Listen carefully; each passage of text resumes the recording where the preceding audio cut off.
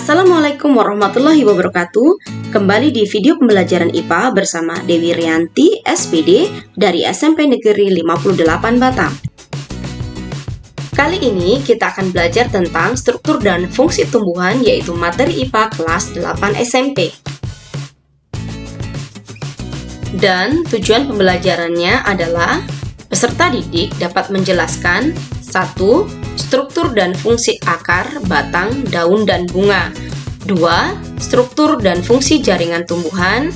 3. Teknologi yang terinspirasi struktur jaringan tumbuhan. Setiap hari, kalian pasti selalu melihat tumbuh-tumbuhan di sekitarmu. Pernahkah kalian bertanya, apa saja bagian-bagian dari tumbuhan? Pada umumnya, tumbuhan memiliki akar, batang, daun, dan bunga.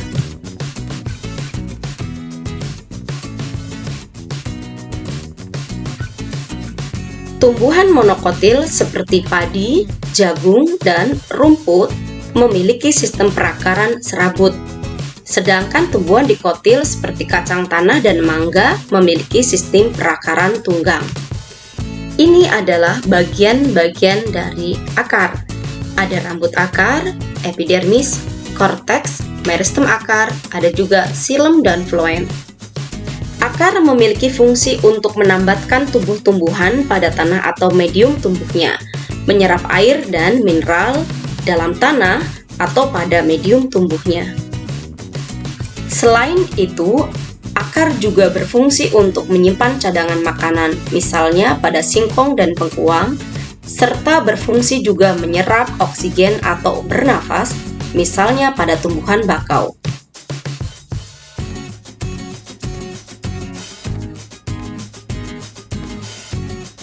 Pada umumnya, batang mendukung cabang, daun, dan bunga.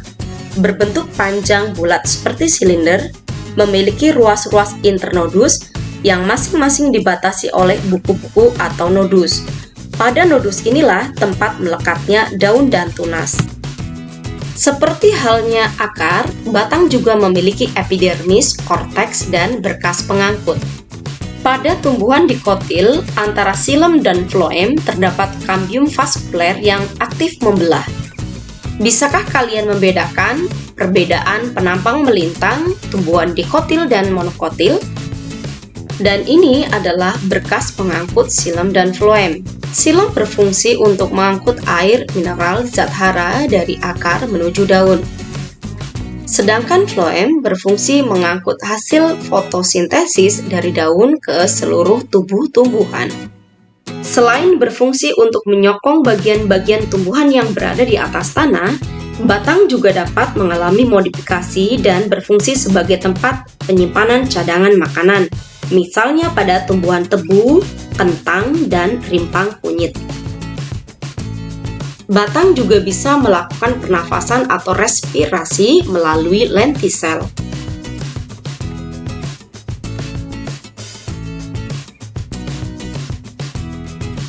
Daun berfungsi sebagai alat untuk mengambil gas karbon dioksida atau CO2 yang digunakan sebagai sumber atau bahan baku dalam fotosintesis, mengatur penguapan air atau transpirasi dan pernafasan, yaitu respirasi tumbuhan.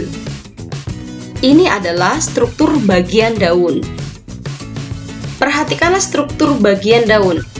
Pada daun terdapat kutikula, epidermis, parenkim palisade, parenkim spons, stomata, dan sel penjaga. Pada daun juga terdapat adanya berkas pengangkut xilem dan floem. Pada daun terjadi reaksi fotosintesis, yaitu reaksi antara karbon dioksida dengan air dibantu dengan cahaya matahari dan klorofil menghasilkan glukosa dan oksigen. Glukosa selanjutnya akan disusun menjadi zat pati atau amilum melalui reaksi polimerisasi. Amilum tersebut kemudian disimpan dalam akar misalnya pada singkong, batang misalnya pada sagu, dan buah misalnya pada mangga. Sedangkan ini adalah gambar dari stomata yang berfungsi sebagai alat untuk respirasi atau pernafasan.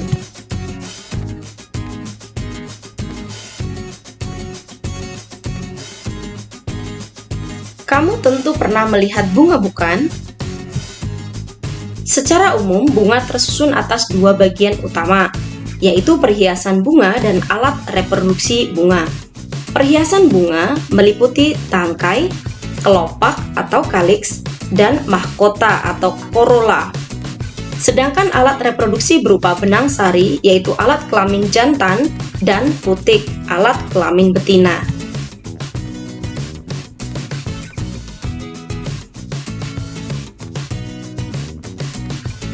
Jaringan meristem atau disebut juga jaringan embrional adalah jaringan yang sel-selnya aktif membelah diri secara mitosis. Meristem primer adalah jaringan meristem pada tumbuhan yang sel-selnya aktif membelah. Meristem primer pada umumnya terdapat pada ujung batang dan ujung akar, oleh karena itu meristem primer menyebabkan pertumbuhan primer pada tumbuhan. Sedangkan meristem sekunder berasal dari sel-sel dewasa yang berubah sifatnya menjadi merismatik kembali. Contohnya adalah kambium pembuluh dan kambium gabus. Jaringan dewasa atau disebut juga jaringan permanen merupakan jaringan yang bersifat non-meristematik atau tidak aktif membelah. Berdasarkan fungsinya, jaringan dewasa dibedakan menjadi 4, yaitu jaringan pelindung, jaringan dasar, jaringan penyokong, dan jaringan pengangkut.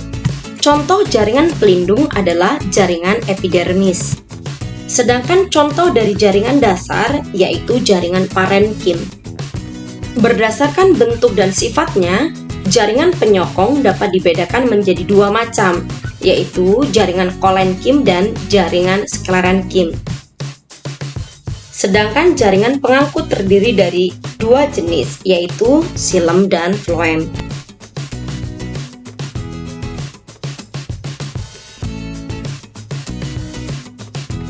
Tahukah kamu bahwa struktur organ dari jaringan tumbuhan juga menginspirasi manusia untuk mengembangkan teknologi yang memiliki banyak manfaat bagi manusia? Contohnya adalah panel surya, sensor cahaya, lapisan pelindung dan pengilap, serta alat pemurnian air. Terima kasih, sampai jumpa di video pembelajaran berikutnya.